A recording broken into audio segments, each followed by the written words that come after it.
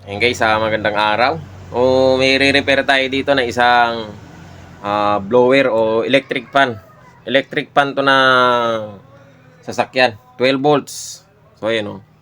Pang sasakyan, mga nauusong electric fan ngayon sa sasakyan. Sa mga kotse, gano'n. Pang sasakyan talaga siya kasi ganito yung ano nyo. Ayan. Pero 12 volts siya. So ayun guys, ang problema nito, sabi ng may-ari, ayaw daw gumana nung yung isa. Hindi ko alam kung ito o ito. Basta yung isa ayaw umikot. Umiikot mahina. So, testingin muna natin. So, ang gagawin natin dyan, dahil ang adapter na gagamitin natin ay 12 volts. Ayan. Ganito siya. So, ngayon, lalagyan lang natin ng wire yung dulo niya, yung positive. So, lalagyan ko lang siya ng wire. Meron tayo dito na wire na ganito. Kabalat yung dulo. So, ipapasok lang natin ito sa butas. Panahan lang. So, ayan, ganyan. Tapos, ididikit natin yung negative dito sa, dito. Itong ground niya, itong ground. Ayusin ko na lang. Pakita ko sa inyo. Ayusin natin yung camera. So, ayan. Ganyan siya.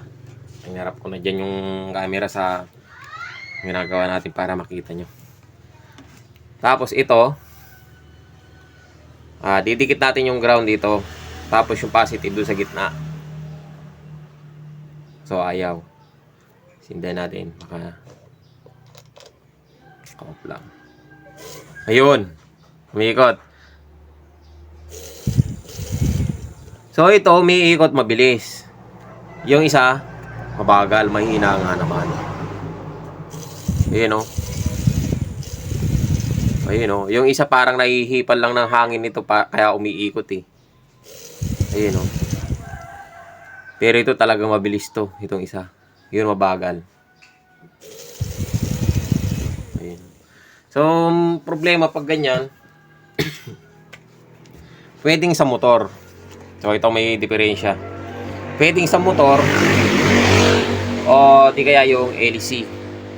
Parang naiiwan. So, subukan natin baklasin. Baklas niyan dito lang alam ko eh. Tanggalin muna natin itong screen.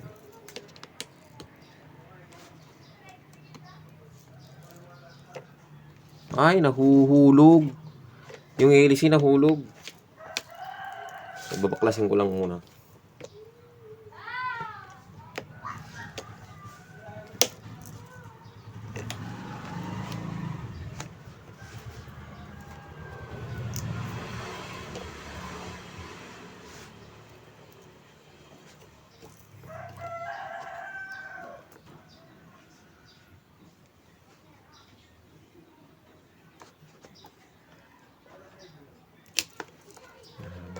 Baklas Ay, may tornilyo. Hindi nga mababaklas. May tornilyo.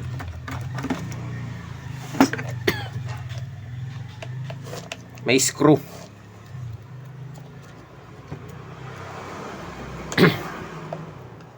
Galing pa to ng ng Manila. Mura lang naman to mga ganito. Kaya lang, sigurong titipid yung may-ari kasi nga, driver. Diba? Medyo mahina ang kita. Driver ngayon. Kasi nga mataas ang diesel. Gasolina. Nagtitipid. Siyempre, isa nga naman bibili pa nila nito. Ito, magkano lang.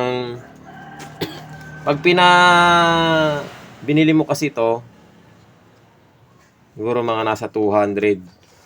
Depende sa klase. So, mura lang.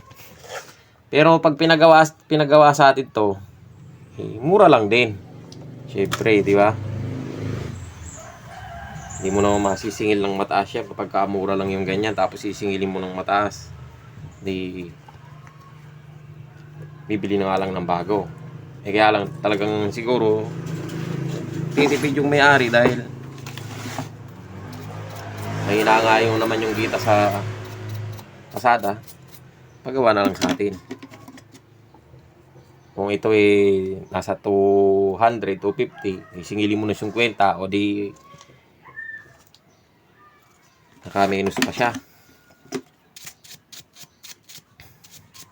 Naka-minus pa ng 150.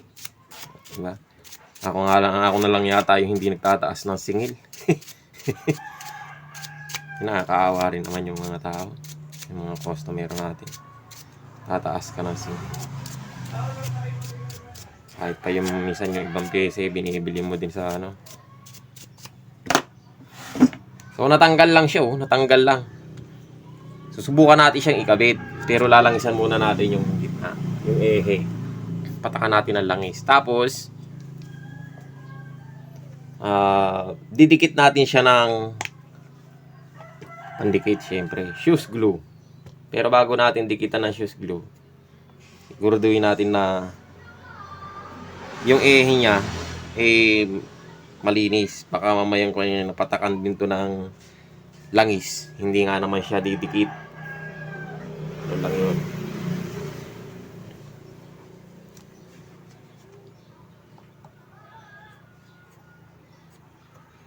Natanggal lang, maalis lang yung nahugot lang siya. Kaya siguro nahugot dahil maluwag, maluwag nga. Gegewang-gewang, madali na lang siyang hugutin.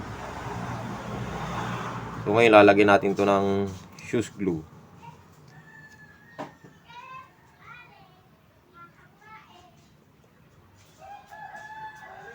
Ubra kaya sa shoes glue to. Kasi pag stick glue, pwede to lagyan lang ng ano eh. Bukan natin. Masking tape, pwede siya. Pwede dyan, kaya lang baka matanggal. Bukan nga natin itong tape.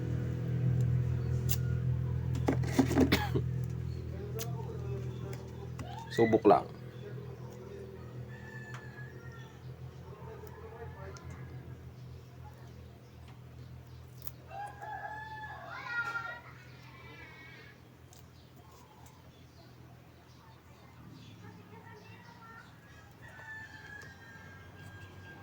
Yan. Tape lang. Uy, natanggal. Ayun, migpit na.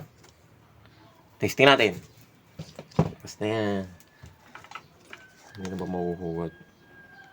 Mahuhugot pa. Kasi mas maganda dyan yung natatanggal para pag ni-repair. Bakit? Pagka talagang sira na yung motor niya, hindi mo na siguro i-repair. Palit na lang ng bago. Eh, hindi naman sira yung motor niya. So, testingin natin ulit.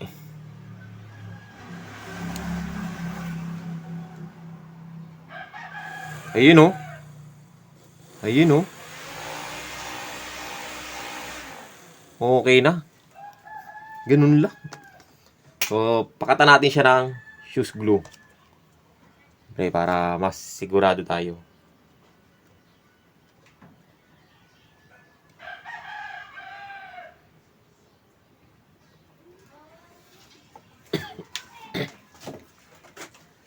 Shoes glue. Shoes glue. Kahit konti lang.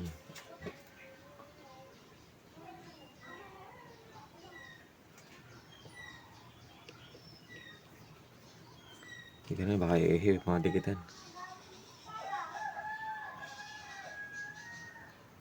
Yun. Patak lang.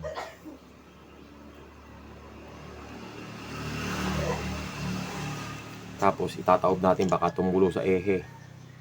Mahirap na. Pag pumatak sa ehe to, hindi na iikot to. Siyempre, madidikitan yung ehe niya.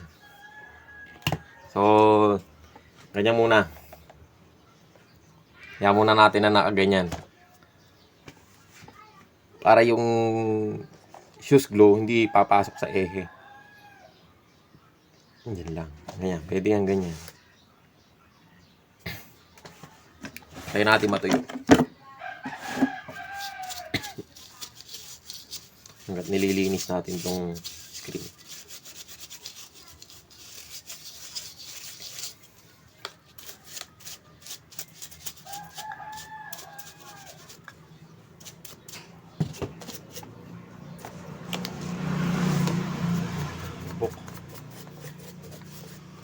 buksan natin ng konti.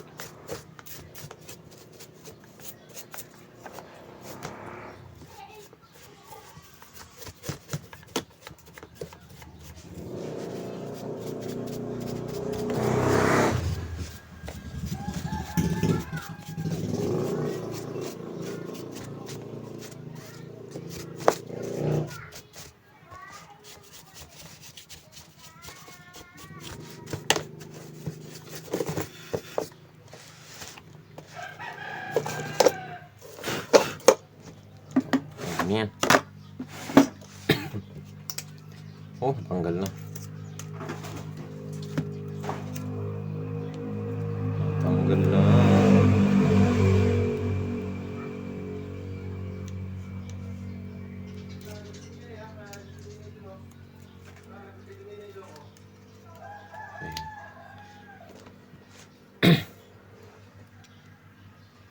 Tapatan natin yung butas. Lagyan na natin yung tornilyo.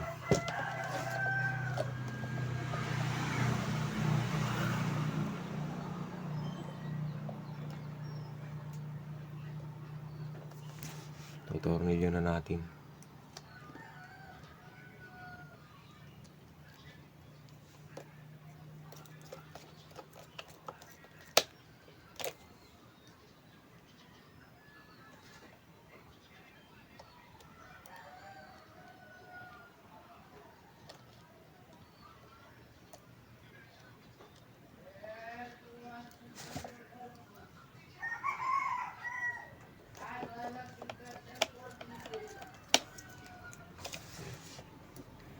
May tornilyo pala ito, 4 sa side, no? Sa mga mangangalag ng ganito.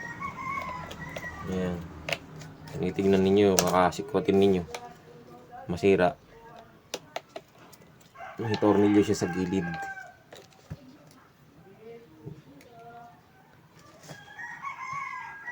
Tapos sa pagtanggal ng motor, pagkabaklasin yung motor, meron din tornilyo yan dito. Dalawa. Ayun, no? Dalawa yan meron. So ito, testingin na natin kung okay na ba siya. Yan.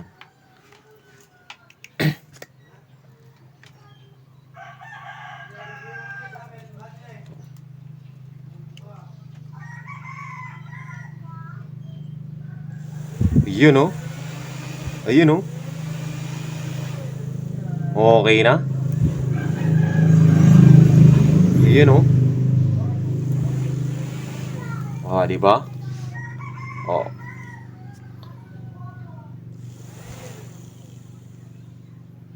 Oh, okay na. Parehas na sila, hindi na naiiwan yung isa. Oh, di ba? Ito yung ni-repair natin kanina eh. You know? Okay na. Yung guys, hanggang dito na lang yung video natin. Kahit simpleng video lang siya, pero sana nakatulong sa inyo ang video na to sa mga may ganitong problema na electric pan, ano? Ayan guys, maraming salamat sa panonood.